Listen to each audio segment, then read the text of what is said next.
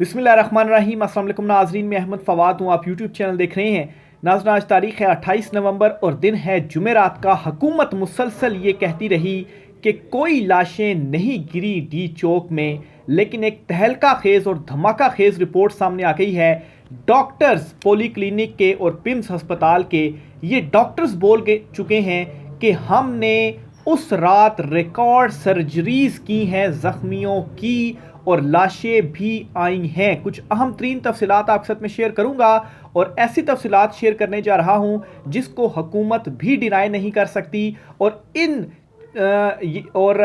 ये जो मुबैना तौर पर लाशों को छुपाने के हवाले से या ये जो एक बयानिया बनाया जा रहा है कि कुछ भी नहीं हुआ, ये जो कोशिश थी ये ख़ुद को बचाने की कोशिश थी। लेकिन आलमी दबाव बढ़ चुका है, आलमी मीडिया का जो दबाव है वो बढ़ चुका है। हर जगह पर चीज़ें रिपोर्ट होना शुरू हो चुकी हैं और इस वक्त मौजूदा चुनतखब हुकूमत इस कदर पैनिक कर चुकी है कि अपनी जान बचाने के उनको लाले पड़े हुए हैं। इस पर भी कुछ एक्सक्लूसिव तफसीलात हैं, वो भी आपके साथ में शेयर करूँगा। और अचानक से पाकिस्तान तहरीक इंसाफ के अंदर से इस्तीफ़े आना शुरू हो गए हैं। तमाम की तमाम जो लीडरशिप है वो मुस्ताफ़ी हो गई है और नई लीडरशिप सामने आई है। पीटीआई के अंदर क्या चल रहा है इस पर भी कुछ तफसीलात आपके साथ में शेयर करूंगा। गंडापुर क्या वज़ीर आला रहेंगे, इस पर भी कुछ चीज़ें आपके साथ शेयर करनी है। आगे बढ़ने से पहले अगर आपने चैनल को सब्सक्राइब नहीं किया तो चैनल को सब्सक्राइब कर लें। वीडियो अगर अच्छी लगे तो इसे लाइक कीजिएगा और इसे शेयर भी ज़रूर कीजिएगा। सबसे पहले तो जी मैं बढ़ता हूँ कि जो हलाकतें हुई हैं या जो शहादतें हुई हैं डी चौक में, पीटीआई ने तो लतीफ़ खोसा जो है 278 का फिगर उन्होंने दिया और इसी तरह से 1900 के करीब ज़ख्मियों का जो फिगर है वो उनकी जानिब से दिया गया। लेकिन मोहसिन नकवी हों, अता तारण हों या दीगर कुछ हुकूमती रहनुमा हों, वो मुसलसल ये कहते रहे जी कि नहीं जी ऐसा कुछ भी नहीं हुआ। अगर उनसे सवाल पूछा जाए तो उसके जवाब में वो ये कहते हैं जी कि आपके पास कोई सबूत हैं, लाएँ, हमें सबूत दें। लेकिन हालत इनकी इतनी पतली हो चुकी है कि अभी तक अस्पतालों से रिपोर्ट जारी नहीं हो सकी कि हमारे पास कितने ज़ख्मी लाए गए और कितनी डेड बॉडीज़ हैं। बहरहाल जी ये रिपोर्ट है और ये बीबीसी की रिपोर्ट है। ये रिपोर्ट मैं आपके सामने रखूँगा और इस रिपोर्ट में एक तो खौफनाक होलनाक किस्म के इंकशाफात हैं और इसमें डॉक्टर्स की गुफ्तगू है कि डॉक्टर्स ने क्या कहा है और वाकई ज़ख्मी हुए हैं और इतने ज़ख्मी हुए थे कि रिकॉर्ड सर्जरीज की गई, ये डॉक्टर्स का कहना है। और कुछ इसमें इंडिविजुअल जो स्टोरीज़ हैं वो भी रखी गई हैं कि डी चौक में उस दिन क्या क़यामत खेज़ मंजर था। मेरे हाथों पर शोहर का खून ही खून था। पीटीआई के ख़िलाफ़ ग्रैंड ऑपरेशन के बाद इस्लामाबाद के अस्पतालों में जो है वो क्या सूरत हाल रही, बीबीसी की जो टीम है उसने क्या देखा। और ये मैं आपको इस वजह से भी ये स्टोरी मैं आपके सामने रख रहा हूँ क्योंकि इसमें तमाम एंगल्स को कवर किया गया है। और ये स्टोरी जो है इसमें जिस तरह से फैक्ट्स बयान किए गए हैं तो मेरे ख्याल से उन फैक्ट्स को आप झुठला भी नहीं सकते। और बीबीसी की स्टोरी रखने का मकसद ये है कि इंटरनेशनल मीडिया क्या कवर कर रहा है और हमारा जो मीडिया है पाकिस्तान का वो क्या दिखा रहा है, कैसे चीज़ों को प्रोपिगेट कर रहा है। तहरीक इंसाफ के मुख्तलिफ रहनुमाओं की जानिब से जमात के कारकुनों की हलाकतों के बारे में दावा किया गया है कि यह तादाद 20 से 280 के दरमियान है, जबकि सैकड़ों कारकुनान जख्मी भी हुए। तो दूसरी जानिब हुकूमत का दावा है कि ग्रैंड ऑपरेशन में सिक्योरिटी इदारों की जानिब से सिरे से गोली चलाई नहीं गई तो फिर जख्मी या शहादतें कैसे हुई। सवाल यह है कि मंगल की शब होने वाली कार्रवाई में कितने लोग जान से गए और कितने जख्मी हुए और कैसे, अस्पतालों में कितनी लाशें और कितनी जख्मी जी। अच्छा जी, इस पर जी जब अस्पताल पॉली क्लिनिक की इंतज़ामिया की जानिब से जुमेरात को एक बयान में अस्पताल में ऐसे किसी फ़र्द की लाश लाए जाने की तरदीद की गई जिसकी हलाकत मुबैना तौर पर मुजाहिरीन के ख़िलाफ़ ऑपरेशन में हुई हो। अच्छा, ये तो अस्पताल का ऑफिशियल मौक़िफ़ है। और उसके बाद जब खोज लगाई गई तो इस मौक़िफ़ के बरअक्स सारी जो चीज़ें थीं वो निकली।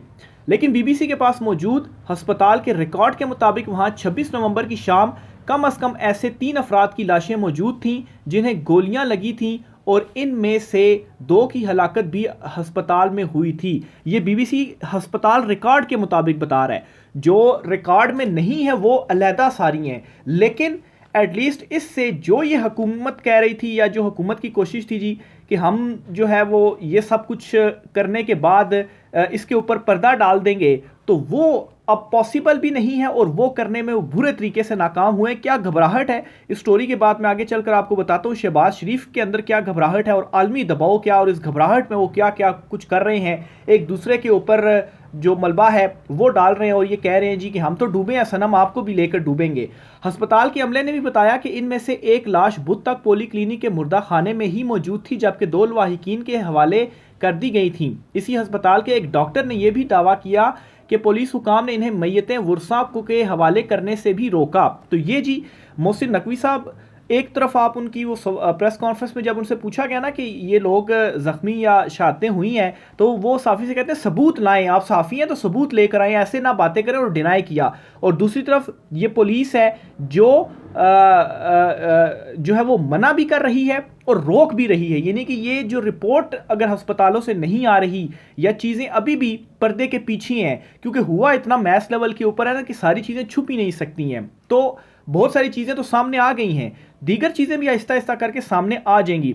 लेकिन ये इस बात का प्रूव है कि मोहसिन नकवी जो हैं वो झूठ बोल रहे थे, और ऐसा महसूस होता है कि ये पहले से ही उनका प्लान था कि हमने आलमी दबाव से किसी तरीके से बचना है। जाहिर सी बात है, इतना स्ट्रेट फायरिंग करेंगे तो रिएक्शन तो ज़रूर आएगा, तो उसके तहत ये प्लान किया गया। और देखिए पुलिस जो है वो किस तरह से डॉक्टर्स के ऊपर जो दबाव है वो डाल रही है, और मैयतें तक वर्सा को हवाले करने से रोका जा रहा है कि उनको मैयत नहीं देंगे, उसको हम गायब कर देंगे, और गायब लाश को अगर हम कहीं दफना दें तो किसके पास क्या सबूत है कि उसके ऊपर गोली चली या उसके साथ क्या हुआ।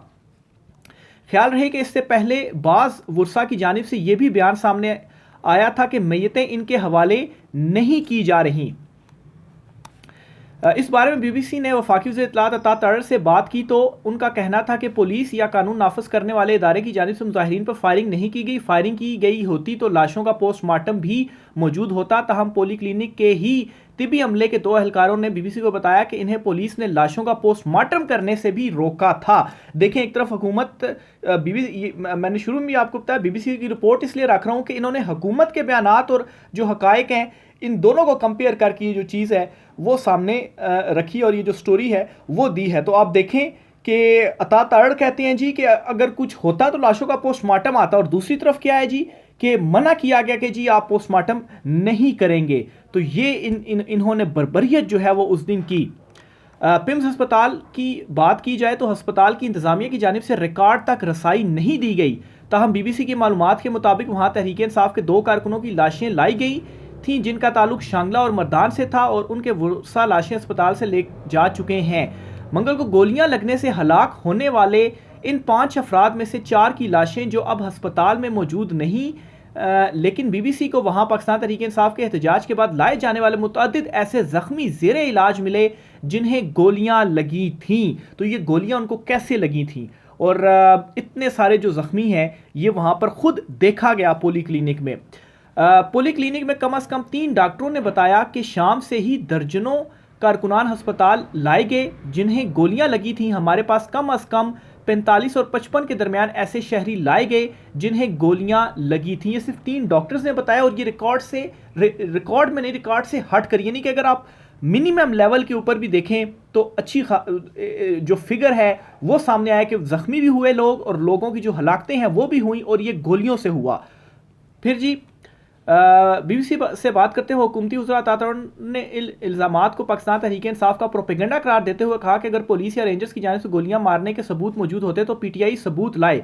पीटीआई क्यों नहीं इसके ऊपर कुछ कर रही, क्योंकि ये ज़राए का कहना है जी कि उनको भी लीडरशिप को धमकाया गया है। सारी लीडरशिप मुस्ताफ़ी भी होगी है, मैं उस पर भी आगे आता हूँ, ये सारी एंगल्स को मैं कवर करूँगा, लेकिन ये जो रिपोर्ट है ये पहले मैं पूरी जो है वो आपके सामने रखना चाहता हूँ। आप देखें ना कि एक तरफ ये कह रहे हैं कि पीटीआई वाले प्रोपेगेंडा कर रहे हैं। अब ये जो बीबीसी की रिपोर्ट है, क्या ये पीटीआई का जो है वो प्रोपेगेंडा है? बीबीसी ने वहाँ पर अपने ज़राए से और डॉक्टरों से बात करके जो रिपोर्ट दी है, तो क्या ये पीटीआई का प्रोपेगेंडा है?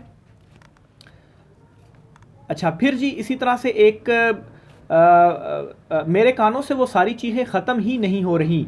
पोली क्लिनिक में में ऐसे ही एक ज़ख्मी के साथ इनकी अहलिया समिया फर्जी नाम, क्योंकि वो जो अहलिया थी और वो कारकुन थे अपनी शनाख्त नहीं बताना चाहते तो उनको डर था कि गिरफ्तार ना हो जाए, भी मौजूद थी, जो मंगल की शब जिन्ना एवेन्यू पर पेश आने वाले वाक़े की ऐनी शाहिद थी।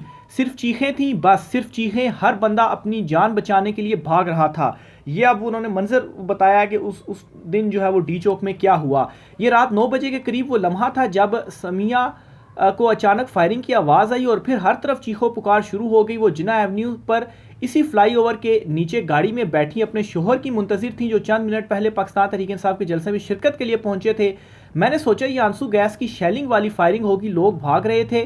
फिर मुझे अपने शोहर नजर आए, वो दोनों हाथ सड़क पर रखे घुटनों के बल ऐसे बैठे हुए थे। मैं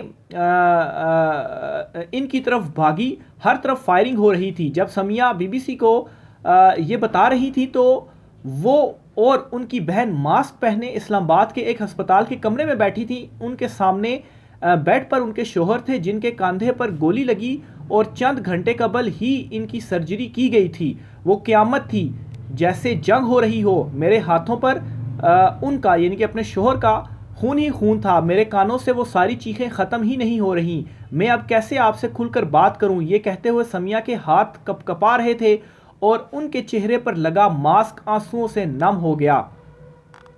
अच्छा जी, फिर इसी तरह से जी इंतज़ामिया हमें मरीज़ की फ़ाइल ही नहीं दे रही। अच्छा, एक और इस पर जी अमीन खान के अहले खाना भी वहीं मौजूद थे, जिन्होंने बताया, यानी कि पिम्स में एक और ज़ख्मी से बातचीत की गई कि पिम्स इंतज़ामिया मरीज़ का तिबी रिकॉर्ड फराहम नहीं कर रहे। हम अपने मरीज़ को बेहतर अस्पताल मुंतकिल करना चाहते हैं, लेकिन पिम्स एडमिनिस्ट्रेशन हमें उनके का रिकॉर्ड और फाइल देने से इनकार कर रहे हैं। अभी रिकॉर्ड अगर गायब हो गया तो फिर वो कैसे देंगे? यही दावा बीबीसी से बात करते हुए वहाँ मौजूद दीगर मरीजों ने भी किया। बीबीसी ने मेडिकल रिकॉर्ड फ्राहम ना करने से मुतलिक इस इल्ज़ाम के बारे में जब पिम्स की तर्जुमान जो है वो उनसे बात की तो उन्होंने महज यही कहा कि तमाम मरीजों का इलाज किया जा रहा है, कोई मौक़िफ़ ही नहीं दे रहे। इस सवाल पर के पिम्स में गोलियां लगने से ज़ख्मी होने वाले आम शहरियों और एहलकारों की तादाद क्या है और वहाँ कितनी लाशें लाई गईं, तर्जुमान की जानिब से कोई जवाब नहीं दिया गया। ताहम उन्होंने पिम्स की जानिब से जारी होने वाला एक बयान शेयर किया, जिसके मुताबिक पीटीए के एहतजाज के दौरान कानून नाफिज करने वाले इदारों के 66 अरकान जबकि 33 आम शहरी पिम्स में लाए गए, जिनमें से ज़्यादातर को मामूली नोयत के जख्म होने की वजह से इलाज के बाद खारिज कर दिया गया, जबकि चंद एक का इलाज जारी है। बयान में यह भी कहा गया कि अमवात की तादाद और मुजाहिरीन के जख्मियों की नोयत से मुतलिक सोशल मीडिया पर गर्दिश करने वाली खबरें बेबुनियाद हैं। अगर ये बेबुनियाद है तो ये सारी जो रिपोर्ट है वो क्या बता रही है? फिर जी एक डॉक्टर ने कहा, ये वो होशरुबा इंकशाफात हैं, आज तक एक रात में इतनी सर्जरीज नहीं की जितनी ऑपरेशन की रात की गई। यानी एक डॉक्टर कह रहा है कि जितनी सर्जरीज मैंने अपनी पूरी ज़िंदगी में मैंने कभी इतनी सर्जरीज नहीं की जितनी एक रात के अंदर उन जख्मियों की मैंने की जो जिस दिन ऑपरेशन हुआ।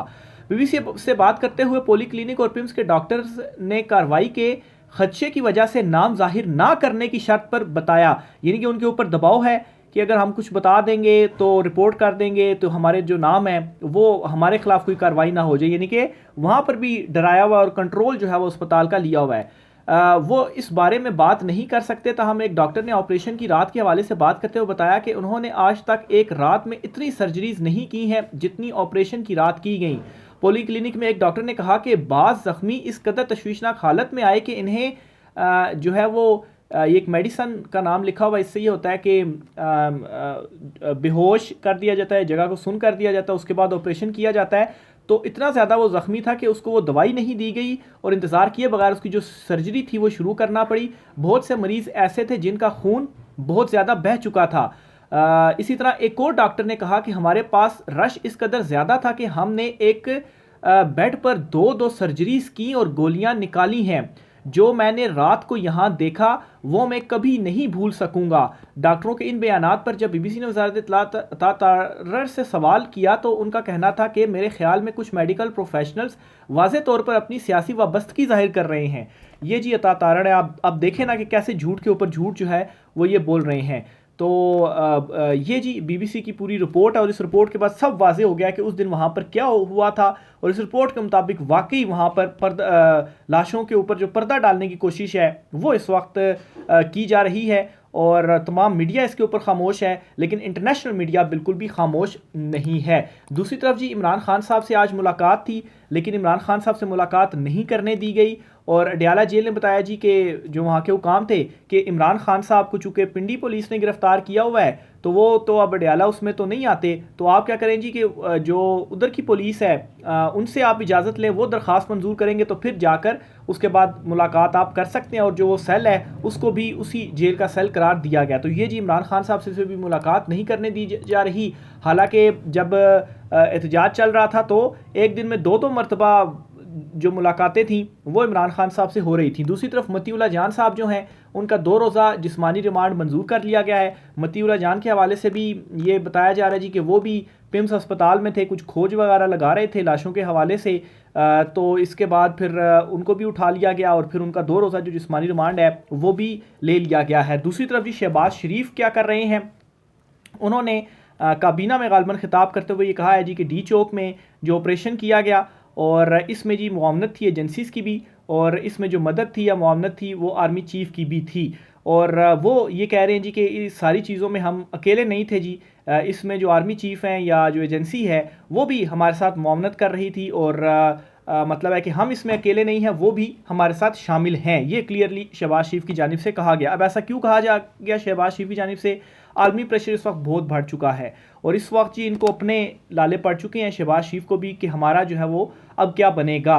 क्योंकि वो एक एग्जांपल है ना कि एक चोर है, वो चोरी करने के लिए डाका डालने के लिए जाता है और डाका तो वो डाल लेता है लेकिन वहाँ पर पुलिस उसको घेरे में ले लेती है, तो वहाँ से उससे एक कत्ल भी हो जाता है और उस कत्ल को छुपाने के लिए वो मज़ीद उस बैंक को के ऊपर ही काबिज हो जाता है और फिर सौदा करता है जी कि मुझे छोड़ो तब बैंक के दीगर लोगों को मैं छोड़ूंगा, और फिर उसके बाद अगर उसको नहीं छोड़ा जाता तो मज़ीद जो कत्ल है वो करता है। यानी कि एक के बाद एक गुनाह वो करता जा रहा है और ख़ुद को बचाने के लिए वो ये कर रहा है, लेकिन इसके अंदर मज़ीद वो धंसता जा रहा है। तो शहबाज शरीफ को भी अंदाज़ा हो चुका है कि भाई हमने जो कुछ कर दिया है इसमें तो मज़ीद हम धंसते ही जा रहे हैं। और पहले हमें डर था ना कि इमरान खान हमें कुछ कह ना दे, हमें कोई गारंटी दे दी जाए, तो अब जो कुछ हमने कर दिया अब तो मज़ीद हमें डर लगा हुआ है कि अब हमारा क्या होगा।